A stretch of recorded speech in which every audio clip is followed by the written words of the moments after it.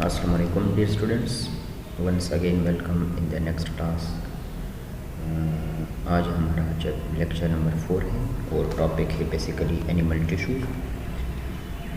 तो first of all हम discuss करते हैं कि इंट्रोडक्शन से बेसिकली ह्यूमन हो या प्लांट हो, जो भी लिविंग ऑर्गेनिज्म हो, तो वो बेसिकली उनका जो बिल्डिंग ब्लॉक है वो सेल्स है।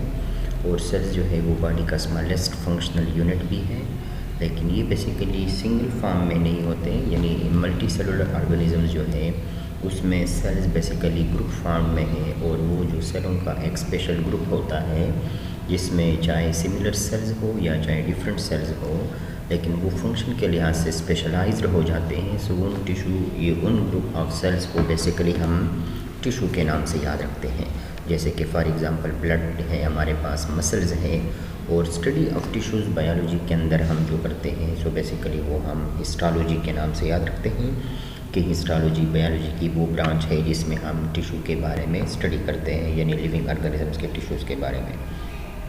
बेसिकली टिश्यूज़ जो है वो ग्रुप टुगेदर है, और यानी टिश्यू फिर फर्दर आपके पास ग्रुप फॉर्म में आ जाते हैं ऑर्गन, जैसे कि हार्ट, स्टमक, ब्रेन वगैरह। और फिर ऑर्गन जो है वो फिर फर्दर ग्रुप फॉर्म में आके हमारे पास सिस्टम्स, और हर एक सिस्टम जो है वो एक पर्टिकुलर फंक्शन परफॉर्म करता है। जैसे कि फॉर एग्जांपल डाइजेस्टिव सिस्टम है तो वो फूड की डाइजेशन के लिए है। रिस्पायरेटरी सिस्टम है तो वो गैसियस एक्सचेंज के लिए है। एक्सक्रीटरी सिस्टम है तो वेस्ट मटेरियल को एक्सक्रीट करने के लिए। सो इन डिफरेंट सिस्टम फिर पर्टिकुलर टास्क परफॉर्म करते हैं। टिश्यू बेसिकली क्या है?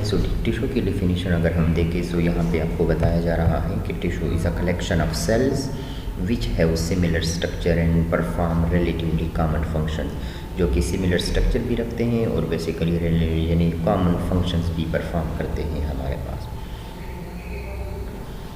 टाइप ऑफ टिश्यू को अगर हम देखें एनिमल टिश्यू में हमारे पास एपिथेलियल टिश्यू भी आते हैं, कनेक्टिव टिश्यू भी आते हैं, मस्कुलर भी आते हैं और नर्वस टिश्यूज़ भी आते हैं।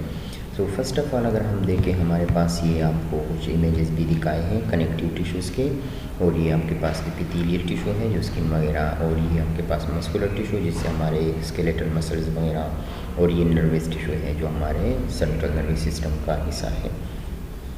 एपिथेलियल टिश्यू को अगर हम देखें इसके करेक्टरिस्टिक्स में आपको बताया जा रहा है कि एपिथेलियल टिश्यूज़ जो है ये उन सेलों से मिल के बने हैं जो क्लोजली पैक्ड है, दरमियान में कोई स्पेस आपको नज़र नहीं आएगा। देखिए ये एक सेल है, ये दूसरा, दो सेलों के दरमियान कोई स्पेस भी आपको नज़र नहीं आ रहा, यानी इंटरसेलुलर स्पेस यहाँ पे मौजूद नहीं होता।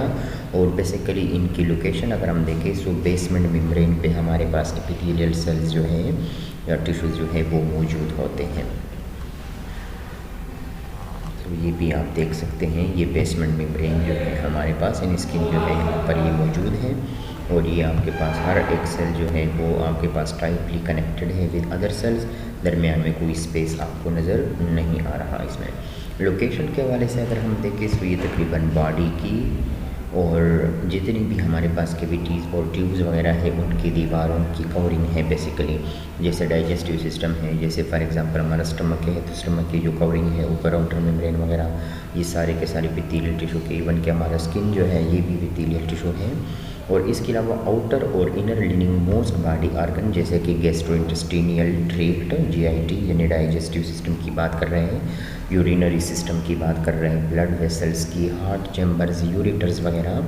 इनका जो आउटर और इनर लिनिंग है ये भी बेसिकली हमारे पास एपिथेलियल टिश्यू है। और इसके अलावा इंटीरियर एक्सपोज्ड सरफेस अगर हम देखें बॉडी का, जिसको हम स्किन कहते हैं, वहाँ पर भी है। इसके अलावा अगर हम ग्लैंड्स को देखेंगे तो ग्लैंड्स में भी हमारे पास एपिथेलियल टिश्यूज़ मौजूद हैं।